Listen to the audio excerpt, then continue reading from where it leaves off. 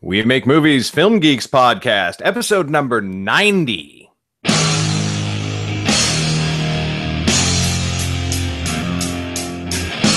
Welcome to the We Make Movies podcast, making the world a better place, one film at a time. And now, here are your hosts, three aspiring sellouts, Chad, Michelle, and Garrett. Hello, everyone, and welcome to the We Make Movies Film Geeks podcast, the podcast that needs to get its audio in order. I finally record a new audio intro just in time to have Michelle tell me that she wasn't going to be here today. Wah, wah. Wah, wah. Sad face. But I am here. I'm your host, Garrett Robinson. With me, as always, faithful co-host Chad Kukahiko. We are both of us independent filmmakers and members of the filmmaking community in Los Angeles. And you know, I don't know what it is, but something about today's show just sounds so good. I don't know if it's the fact that, like, I can actually hear it in both ears. You're welcome. It's amazing. Chad bought me a new pair of headphones because he was sick of hearing me bitch and moan about how shitty my old headphones were. But to be fair to me, they were pretty shitty. So thank you, Chad, for that. You're welcome. I'm so happy with them. But yeah, let's get into the show. If you're watching this live, feel free to comment on the YouTube channel or tweet us at hashtag We Make Movies, and we will respond live. I have been checking out. I've been checking out this new video platform that a lot of people were talking about at VidCon, and it is called Vessel. I mentioned it very, very briefly in last week's, what do you call it? Things to Know. I didn't have enough time to talk about it, so I figured I'd talk about it this week. Cool idea. Very cool idea. Has some problems, but here's the idea behind it. Vessel is an online video platform that people can watch for free, but can also subscribe to for $2.99 a month. And if you watch for free, you get all of the content.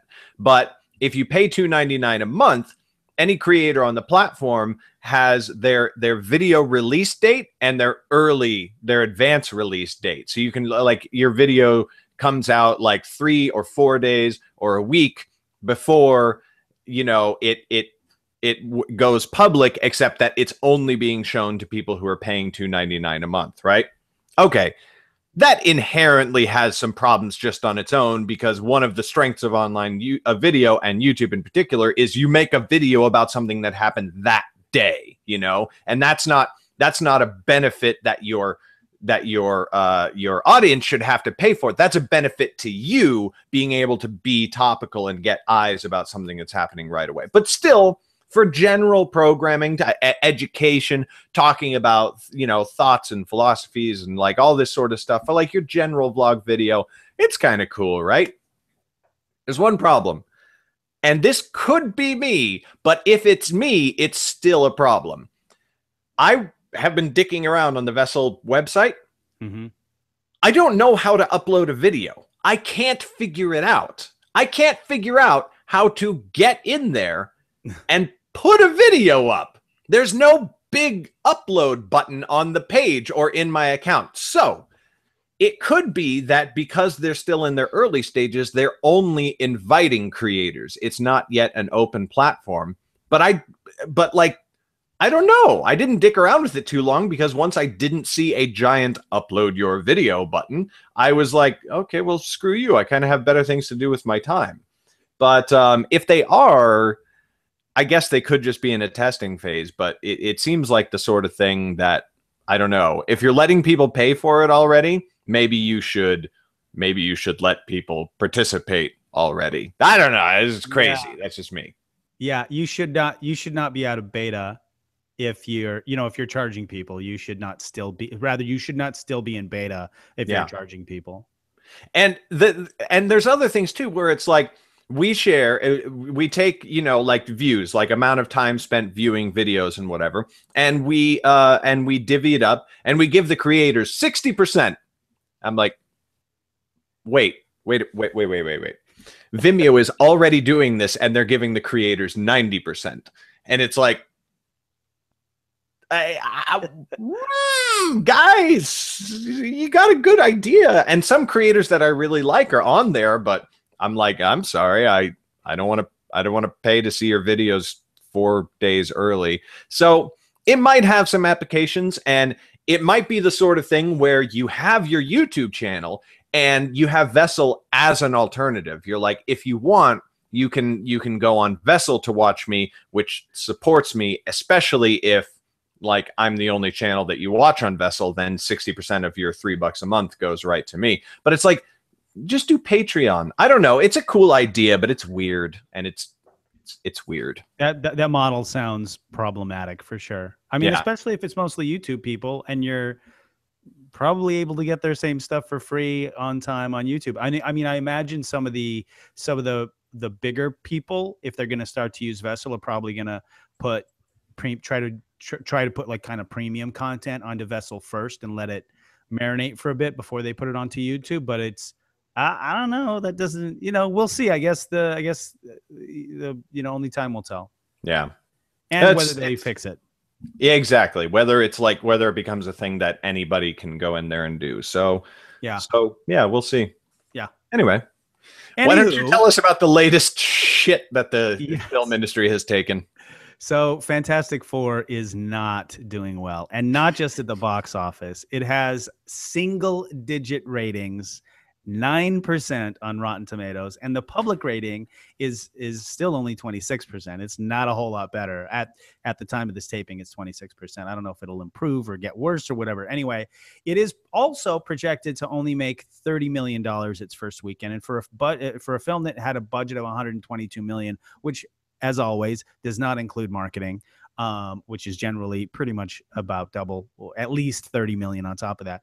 So it's not doing well.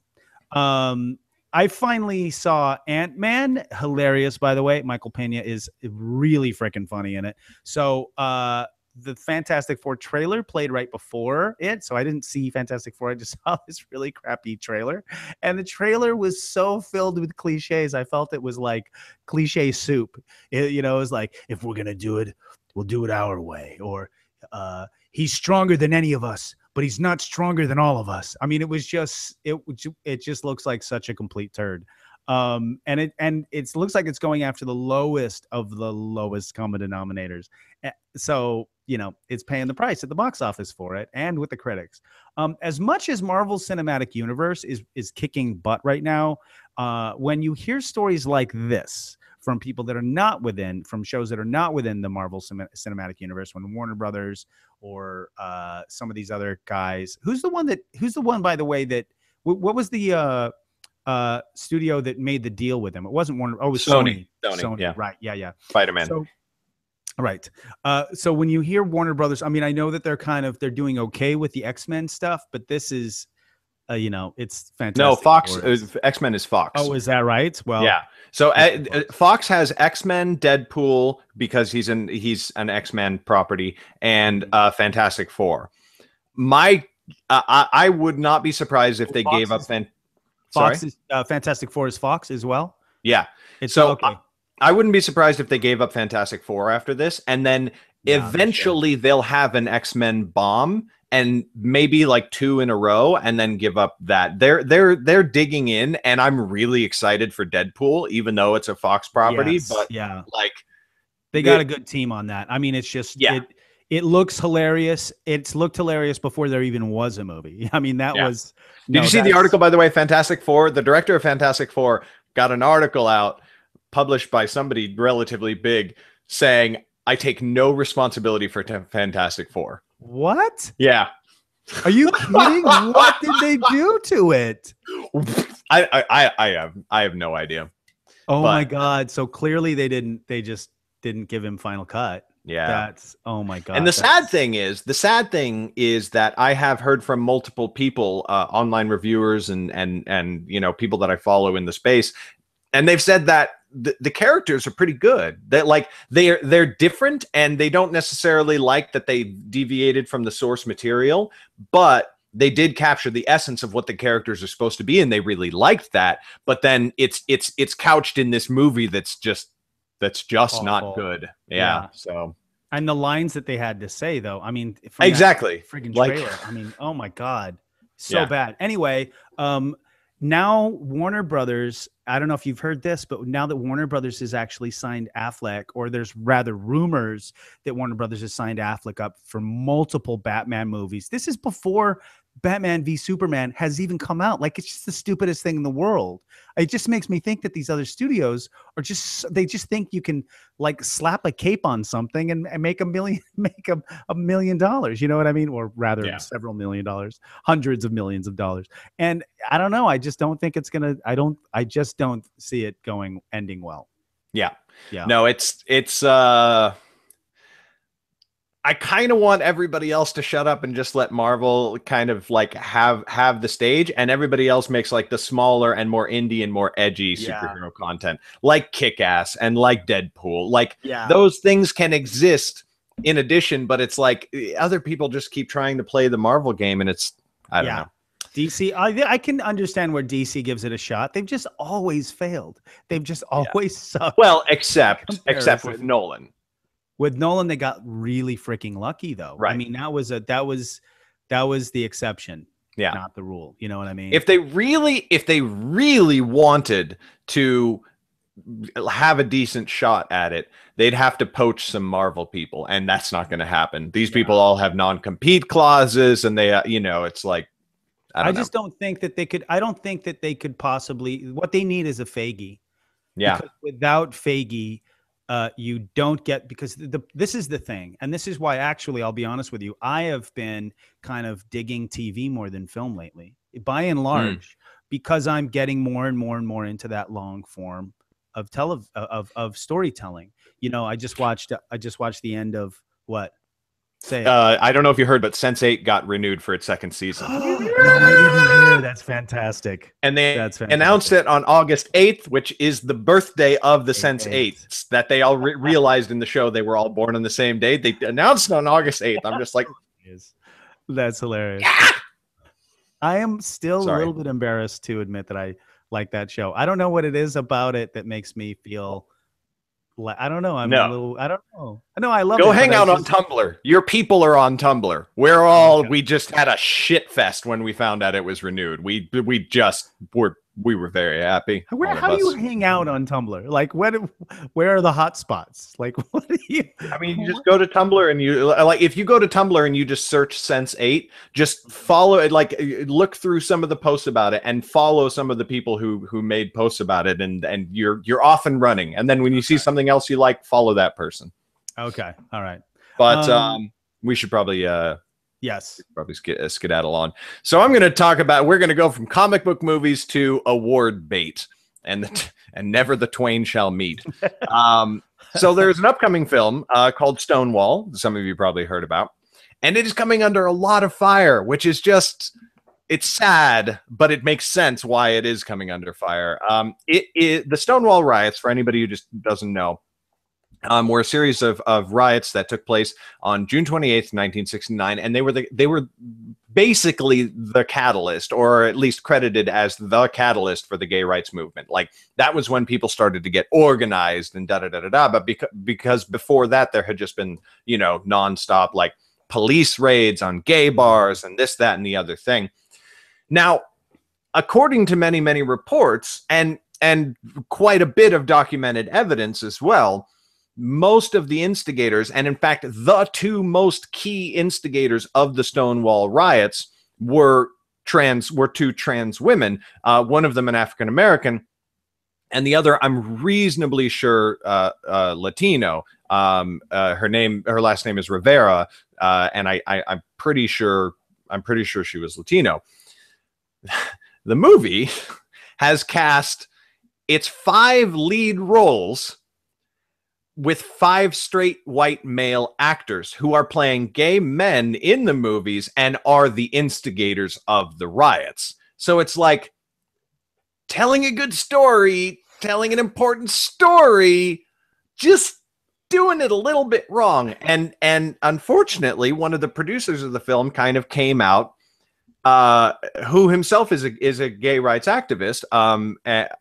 He came out and he said, which like, okay, well, what he said is, if we hadn't cast well-known white male actors in the roles, we never would have gotten this movie funded, which is like not something you want to say when you're talking about the production of Stonewall, a movie about, you know, it's just, I don't know.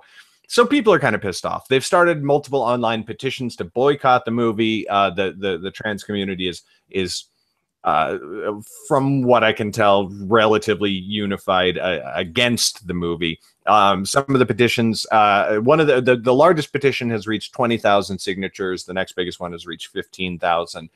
This was never going to be a blockbuster smash success regardless. But it looks like it's going to have an even longer uphill battle. And unfortunately, a controversy like this is more likely to harm it in award season when, you know, it is clearly designed for award season. So that's a thing that's going on. Yeah. It seems like, I mean, listen, I mistakes were made. I can sympathize with the filmmakers. What I imagine happened was they had a list, and I don't know, maybe I'm being less like maybe I'm being a little bit more idealistic than I should be. But what I imagine happened is that they had a list of actors that they wanted to have in, and they were like, no, there's no, we're not going to give you the money. And then they were just, you know, in a position where they're like, well, either we're going to make the money or we're not going to make the money. Either we're going to make the movie or we're not going to make the movie. I mean, maybe it was maybe it was a lot less on the up and up than that. But if the guy who is one of the filmmakers is an actual activist, gay rights activist, then I can't imagine him not giving or her giving it a shot. Well, he's a good-looking white male gay rights activist, so I mean, you know, like whatever. I'm certain that there's like kind of more to it than that, but in the end, at the end of the day, the worst thing is that this became a bit of a meme on Twitter and a hell of a meme on Tumblr, because Vanity Fair or somebody like that wrote an article about the movie, and they showed the lead actors, and they showed a bunch of pictures of them, separate pictures of them, like on red carpets and everything like that, and they look like the same freaking guy. Like, they aren't, but they look so similar that it just is like, it really puts a fine point on the whole whitewashing aspect of it. So they're not doing themselves any favors. That sucks. Well, I'm going to move on if that's all right with you. Do it. There are a coalition of movie theaters, studios, and content providers they've been working together for nearly 2 years. So I don't know how many of them were there at the beginning of it, but this coalition was founded in October 2013. And so they have basically announced that they will be providing high definition satellite-based live streaming into their theaters. And basically by 2018, that they will have 32,000 different theaters at 3,000 locations basically set up with those capabilities.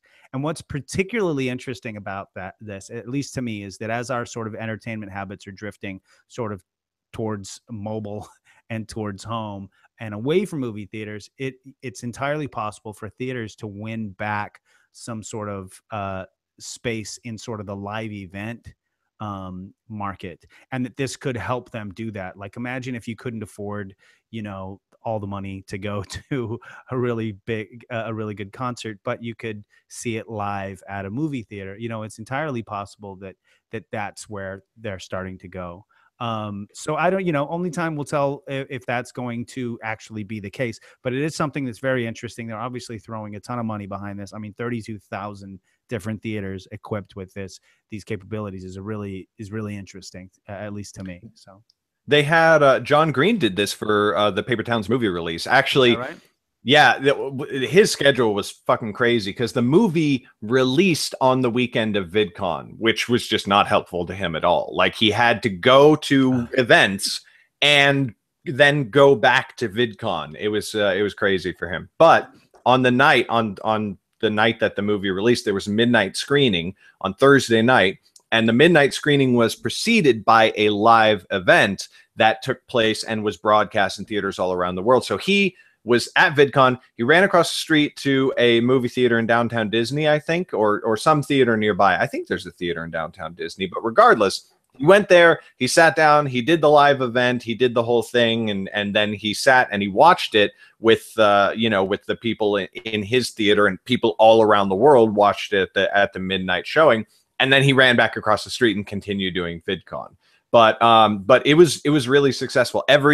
Basically every event around the world sold out, and there weren't that many of them, but it was like, there were two theaters Q&A or something. Was that? Yeah, he did a Q&A with Twitter hashtags so that people around the world could participate in it. That's great. Yeah, I went to a Q&A similar to that when I went to see the premiere of John Wick at the ArcLight.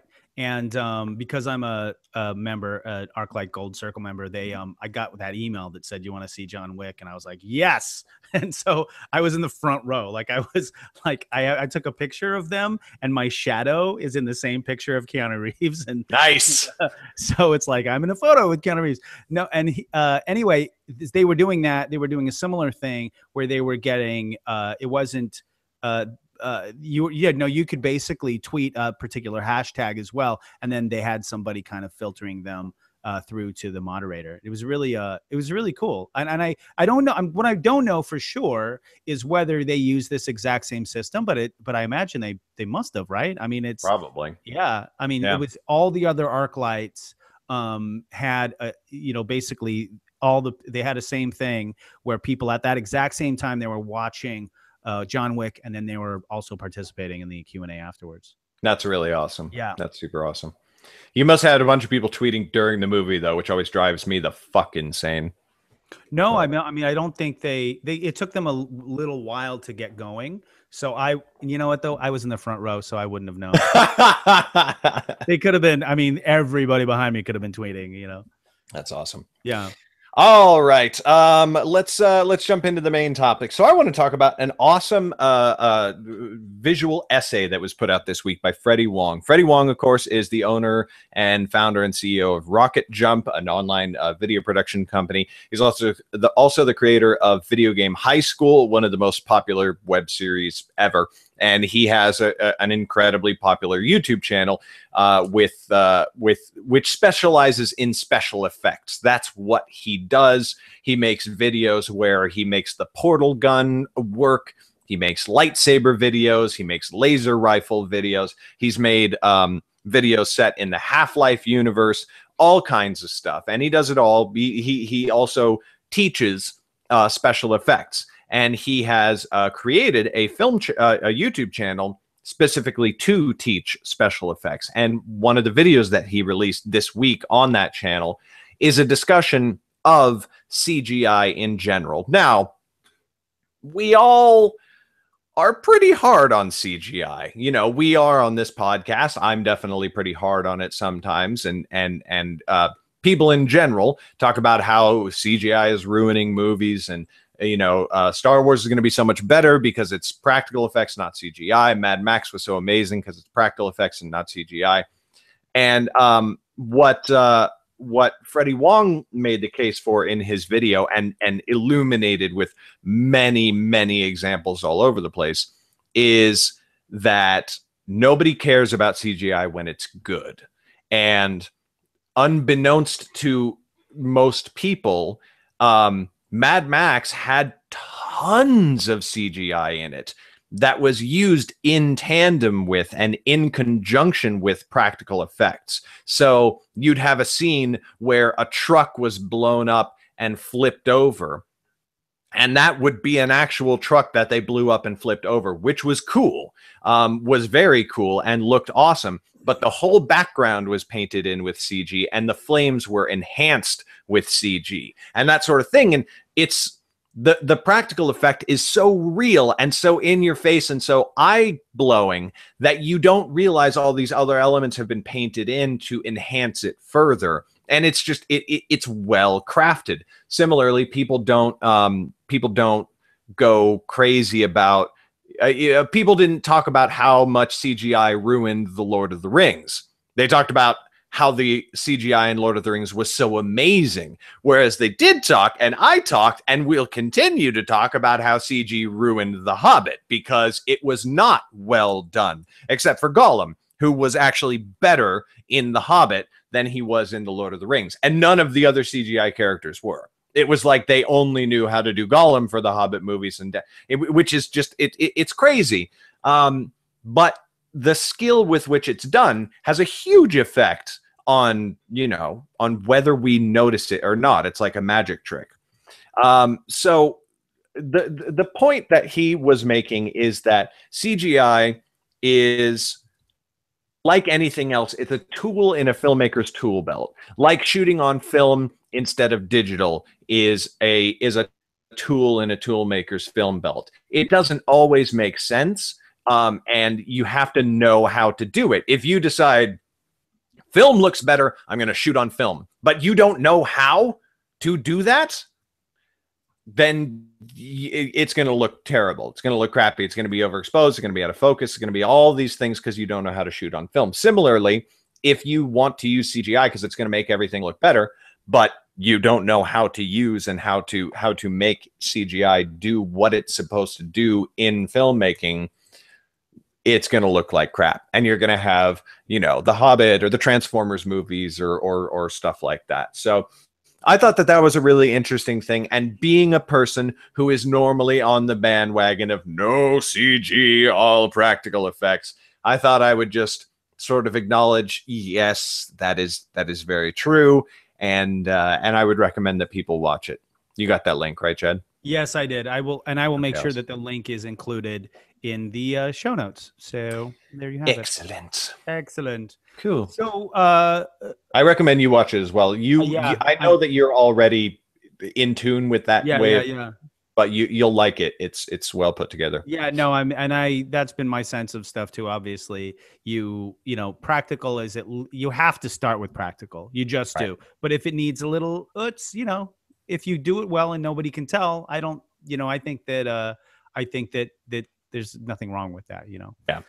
Anyway, last week, as I was discussing the rise of digital media and how it's disproportionately stealing eyeballs from broadcast as opposed to cable or whatever, I mentioned that I was actually curious to see how unions would start to be affected, how they would react, etc. And just this past week, Vice Media announced that they've agreed to negotiate with the Writers Guild as union representation for 75 to 80% of their writers and content creators in their digital department. Now, this does not actually cover any of the writers on the Vice documentary series on HBO, and I'm sure I would presume that's because HBO is throwing their weight against that. But the 75 to 80 that they have agreed to negotiate for, those guys are going to start to benefit from that. I mean, the actual specifics of the contract are not going to be able to. It's going to take them time to work it out. But this is actually really. Obviously, it's really good news for those writers. I think it's really good news for the industry in general. And it's also quite a coup for the WGA and for those writers and content creators, because it's it basically means that they'll get some support. They'll be able to put the whole weight of the rest of the WGA behind them. And, as much as I like to bitch and moan about SAG, and I do a lot, I cannot imagine a world in which they don't exist. I am very pro union. I'm very pro worker. Obviously they can shoot themselves in the foot and they can kind of suck at what they do, but WGA is clearly one of the good ones. They really, look after their people, and I'm very pro. So it's good news. I think it's good news to me, in my opinion. So, but I'm curious what you think, Mr. Garrett. You are a prophet, obviously. You talk about it, and next week it happens. It's crazy. Yeah, go ahead. No, I said it's crazy. That was it. That was period. Oh. It's crazy. Period. It's great, and it is crazy, and that is all. No, honestly, I'm not super knowledgeable on unions and like how they interact with the industry. Honestly, I have never had like the volume of work or pursued the type of jobs where I was considering like joining unions or anything like that. I think that it's good because I know that unions are a powerful tool for watching out for the actors. Well, all the artists, you know, whatever union that it's for. I think that it's good that they're maybe not taking as long to respond to it as the rest of the industry is, because I think that they probably recognize that there's new opportunities here for their services to be required in terms of like preventing exploitation. But honestly, I'm not a super expert on the issue. I mean, what's interesting is you hear about the multi-channel networks, like Maker Studios and some of these others that have those guys. Well, you know, what I'm hearing from a lot of people who work for them is that they work them to the bone and they don't pay them much. And that's, you know, that's kind of sucks. You know what I mean? Especially when you have Disney spending, you know, several $1 billion to acquire it. You know what I mean? It's like, where the hell is that money going if the people who that's work there aren't? Actually funny, which is just like one of those things. Oh, you froze on my end, so I have no idea. That's a bummer because you sounded like you were about to say something really interesting. A couple. Oh God, sorry, we have a lag going on or something. I'm hearing you like seconds after you stop talking. But I'm just going to soldier on through. Can you repeat that? I have a. Oops. Okay, well, I'll say I have a very. Oh, this is fun. I have a very healthy MC. So just in case you guys can hear me and not him. And this is a shame. I'm not sure what's going on. It could be on my end. It could be on his. I have no idea what's going on. But I wonder which one of us is like because you're cutting in and out for me. And hold on, I'm gonna try fixing a thing and just resetting my thing here. Okay. Fun. I'm with you now. So whatever happened, it seems good now. I don't know if I'm with you, but I hear you perfect now.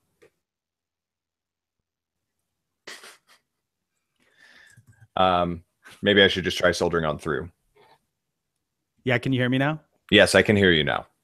Okay, great. Okay, good. Let's pray that everything is fine now. Okay, so we're just gonna go back to the beginning. Cut this out of the YouTube thing, just for the record. I will go in and chop this out. Thank you very much. So go ahead, finish what you were saying because it was really interesting. It sounded really interesting. So I have a what I would call a healthy distrust of multi-channel networks in general, and of a couple of them in particular. I don't know if you heard about it, but just last week there was a controversy when Fullscreen, whose motto is literally power to the creators, went after a channel who made a video criticizing one of their content creators. So one of Fullscreen's content creators made a video, and some other random YouTuber made a video criticizing that video and using small clips from it, which is of course totally fair use. You are allowed to do that for critical and you know, whatever purposes. And Fullscreen issued a false DMCA claim against them and got their video taken down and put a strike on their account. So like, that's the sort of thing where I'm like, fucking MCNs. And I know that there are MCNs out there who are trying to do good by their creators and who are not assholes and who are, you know, and I know that there's plenty of people in Fullscreen who aren't assholes. That was probably one person's decision to do that. But it does make me very, very nervous. But I didn't actually even think of like the employees in an MCN. Like an MCN was just sort of this like big bulbous idea to me, but they do have people, and they probably do need the benefit of a union watching out for them and making sure that they're not, I don't know, whatever. And it's not just, and it's honestly, it's not just MCNs too. I mean, although a lot of them are, a lot of the bad things that I have been hearing are coming from sort of the production people who work at MCNs, but it's also some of the actual YouTube channels, some of the successful YouTube channels. It's like, wait, you get paid how much? You know what I mean? And it's just, it's unfortunate. You know what I mean? And I think that maybe, I don't know. I'm glad that as more and more money is actually going towards digital and starting to drift away, because you got to realize the volume of money we're talking about. We're talking about, you know, over $70 billion each year. That's basically the kind of the pool of ad dollars that we're talking about. And as that drifts away from broadcast it's going to be going to digital, and those you know, it's going to have to be spread out in a honest way to the people who are doing some of the work. And that's why, I mean, you know, I'm no communist. I'm definitely, although I do believe that you know, there's a good balance between sort of communism is the best thing in the world. No, I'm no communist, but I do believe in communism. No, I don't believe it. I believe that there's a good balance between capitalism and, you know, which is my argument of the sharing economy, that it is, you know, that is sort of an excellent balance between the two. It is a totally capitalist idea using more sort of socialist concept anyway, but it's, I do think that, you know, when you look at history and you look at how, you know, the Industrial Revolution, it just changed everything. It changed everything about the way that we deal with each other. It's changed everything about economics. And these people, when you hear, for instance, people talking about redistribution of wealth, blah, blah, blah, what you don't understand is that this is happening every single day, and it has been since the Industrial Revolution has begun. The idea of like you know, if you can, you know, this is what's crazy to me about the concept of free market system. If you're into the free market system, then you have to be pro-union. You have to be, right? Because unions are a creation of the market, right?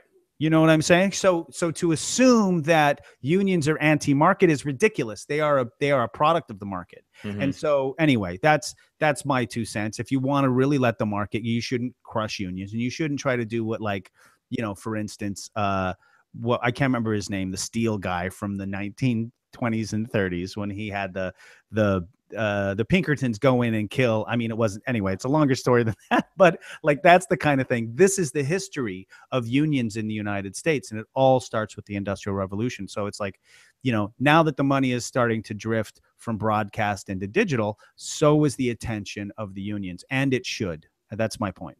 Yeah. Excellent. All right. God, the show feels short. The show feels so short today. Try saying that 5 times fast, because Michelle is not here. Wah. How dare she sail off? Copycat. How dare she sail off to Palm Springs? What kind of asshole? Oh, wait. No, but seriously, I go to Hawaii. She goes to Hawaii 2 weeks later. I go to Palm Springs. She goes to Palm Springs 2 weeks later. Like, Michelle, where are you going? Are you going anywhere soon? Should we just like pencil Michelle in for that same destination a couple of weeks after? I don't know. I mean, we might be going to Big Bear or Julian to shoot at the end of September, but, you know, I don't know. We'll see. We'll see what happens. Hilarious. All right, we'll move towards the end of the show. As always, please pop over to iTunes and rate us. It helps other people find us in the podcast network that iTunes provides. A 5-star rating is always appreciated, but you should, of course, leave an honest rating and review. 5 stars. This Wednesday is Games Night at the Theater Asylum in Hollywood at 7:30 p.m. in Los Angeles. You should go and check it out. It is a bunch of author games, acting games, improv games. It's fun, and you get to work on and hone your craft. And finally, We Make Movies is, as far as we know, the only filmmaking community in the world that is supported by its community. Everything that the group does is paid for by our Patreon account. Patreon is a voluntary subscription service that allows you to support artists that you really like, including authors. Hey. And you can find our Patreon page at patreon.com/WeMakeMovies. You can check it out. There's all kinds of different awesome, cool perks that you can get for being for different levels of support.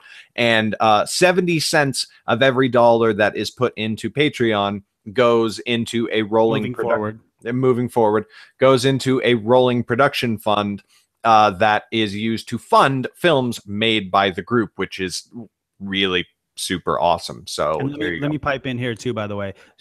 We have we've built up enough money to fund a short film. So if you want to have your short film get basically at the end of the sort of the gauntlet that it's going to have to go through, $5,000 plus a line producer whose pay, by the way, will not come out of the $5,000. It will be handled from a completely separate account. Then, you know, be a member. Be a member before September. Be a member before October at the absolute latest. But be a member if you want to be a part of that. it's a fair amount of money, and you should have a good shot at it. Excelente. We end, as always, with things to know. My thing to know is a little bit somber today. It is the 1-year anniversary of Ferguson, or the day that Mike Brown was killed in Ferguson and began the, civil rights movement resurgence that is still going on today. So I don't really know what to say about that other than it has been on my mind and my Twitter feed all day. But there you have it. Yeah, probably should have ended with that one as opposed to that seems like a really bad follow-up. Yeah. All of the segments worked in order. Like, everything was fine. I forgot to check the things to know. I apologize. Thanks for that. Yeah, because now I seem like an insensitive prick, but to even say anything. Yeah, we could just end with that. We could just end with that and just kill my thing to know. But I mean, Black lives do matter. We believe that.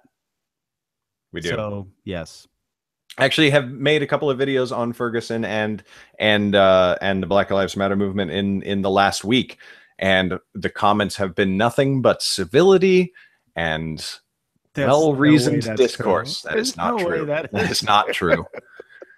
So exhausting dealing with these people. Anyways, fun. Listen, you swim with sharks. That's what you get. Yeah, I'm sorry. Don't ever make a YouTube channel, kids. Not unless you want to deal with the very worst people in the world, because they will find you. They will. All right. So there you have it. Yeah. I'm skipping my things to know. You just it's probably smart. I am so sorry. I am so sorry. We'll do better next week, everybody.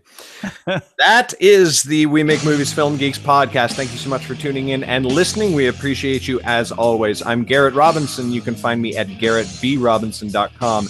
Chad can be found at superfreako.com, and Michelle, even though she's not here, can be found on Twitter at mlucadoo. We'll see you next week, everybody. Goodbye.